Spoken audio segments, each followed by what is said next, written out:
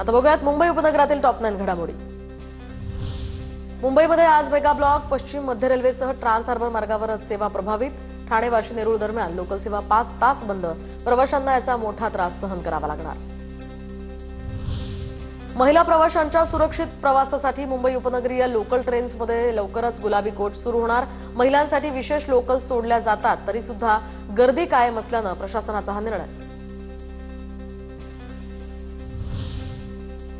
मुंबईमध्ये उकाडा वाढल्यानं फुकट्या प्रवाशांकडून एसी ट्रेन्समध्ये घुसखोरी करण्यास सुरुवात। पश्चिम रेल्वे मार्गावरील टीसींच्या पथकांनी 12 दिवसात 4430 प्रवाशांना ताब्यात घेत 14,97,000हून अधिक दंड वसूल केलाय। नायगाव बीडीडी चाळीतील रहिवाशांना उद्या चाव्यांचं वाटप। प्रकल्पाच्या पहिल्या टप्प्यातील 864 रहिवाशांना तर या नव्या घरांच्या चाव्या देण्यात येणार। मुख्यमंत्र्यांच्या हस्ते नरिमन पॉइंट इथल्या यशवंतराव चव्हाण सेंटरमध्ये चाव्यांचं वितरण।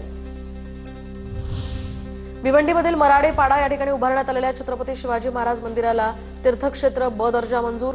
शासनाच्या निर्णयामुळे पर्यटनासह व्यवसायाला मोठी चालना मिळणार। मुंबई आणि उपनगरात नियम मोडणाऱ्या 20 लाख वाहनांवर वर्षभरात ई-चलनाची कारवाई। तर विधान परिषदेतील तारांकित प्रश्नांच्या उत्तरातनं कारवाईची ही माहिती समोर। अर्ध्याहून जास्त चलान हे अवैध पार्किंग संबंधी असल्याचं स्पष्ट। मुंबईमधील मालाड रेल्वे स्टेशन परिसरातील नमाज पठणाचा व्हिडिओ व्हायरल। तर भाजप नेते किरीट सोमय्यांकडून मागणी केल्यानंतर रेल्वे अधिकाऱ्यांकडून नमाज पठण करणाऱ्यांविरुद्ध गुन्हा दाखल। कल्याण डोंबिवलीमध्ये रस्त्यावर कचरा टाकणाऱ्यांवर कारवाई। तर केडीएमसीकडून सार्वजनिक ठिकाणी कचरा टाकणाऱ्यांवर मुंबई पोलीस अधिनियमाअंतर्गत कारवाई सुरू। तर आतापर्यंत 60 जणांवर कारवाई, 25 जणांकडून जागेवरच दंड वसूल। नालासोपाऱ्यामध्ये विवाहित महिलेची गळफास घेत आत्महत्या। मात्र या आत्महत्या नसून सासरच्या मंडळींनी हत्या केल्याचा माहेरच्या लोकांचा आरोप। काजल मौर्या असं गळफास घेतलेल्या महिलेचं नाव। आता बघूयात पुणे जिल्ह्यातल्या टॉप 9 बातम्या।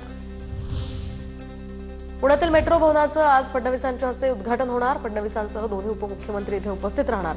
दुपारी 12 वाजता हा कार्यक्रम पार पडणार। पुण्यातील ससून रुग्णालयाच्या कॅन्टीनमध्ये चहा बंद। गॅस टंचाईचा फटका बसल्यामुळे आज पुरेल एवढाच गॅस साठा शिल्लक। गॅस उपलब्ध करून देण्यासाठी डीनचं जिल्हाधिकाऱ्यांना पत्र।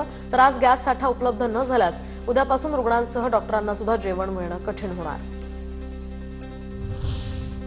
गॅस एजन्सी प्रशासनानं ताब्यात घ्याव्यात। काळा बाजार आणि साठेबाजीवर नियंत्रण येईल। भाजपचे आमदार हेमंत रासने यांची गॅस टंचाईवर जिल्हाधिकारी जितेंद्र डुडी यांच्याकडे मागणी। महाराष्ट्र साहित्य परिषदेचा निकाल आज जाहीर होणार। तर सकाळी मतमोजणीला सुरुवात होणार। उशिरापर्यंत मतमोजणी चालण्याची ही शक्यता। परिवर्तन उत्कर्ष आघाडी आणि साहित्य संवर्धन आघाडी या 2 पॅनलमध्ये लढत। पुण्यातील शनिवार वाडा 7 मजली उभारावा। कसब्याचे आमदार हेमंत रासने यांची विधानसभेत मागणी। तर 1828 मध्ये आगीमध्ये शनिवार वाड्याचं नुकसान झालं होतं। गतवैभव प्राप्त करून देण्यासाठी राज्य सरकारनं पावलं उचलण्याची मागणी। पुण्याचं तापमान 40 जवळ पोहोचलं। आगामी 3 दिवस वातावरण ढगाळ राहणार असल्याची आता शक्यता। तर शहर आणि परिसरात कमाल तापमान 39 अंश सेल्सिअस नोंदवण्यात आलंय। सोमवारपासून पुढील 3 दिवस कमाल तापमानात घट होऊ शकते। पुण्यामध्ये आरटीओकडून 146 रिक्षा चालकांवर कारवाई। स्वारगेट चौकामध्ये आरटीओ आणि परिवहन विभागाची ही कारवाई। नियमित कारवाई सुरू राहणार असल्याची प्रशासनाची माहिती। भोर तालुक्यातल्या हातवे तांभाड या रस्त्यावर भरधाव डंपरची दुचाकीला मागून जोरदार धडक। दुचाकीवरील आजोबा आणि नातीचा जागीच मृत्यू। अपघातामुळे तांभाड गावावर शोककळा। डंपर चालकावर राजगड पोलीस स्टेशनमध्ये गुन्हा दाखल।